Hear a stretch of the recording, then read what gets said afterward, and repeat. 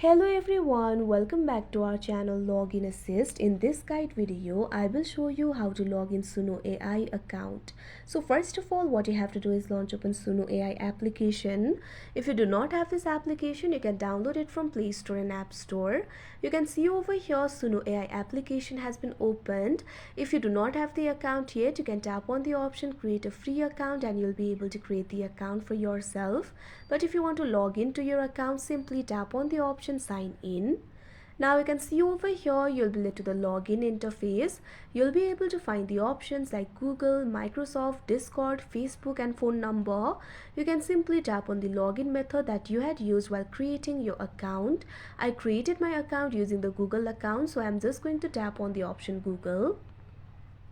If you also selected the option for Google, you can see over here you'll be redirected to this interface. Simply tap on the Google account that you used while creating the account. Now wait for a while.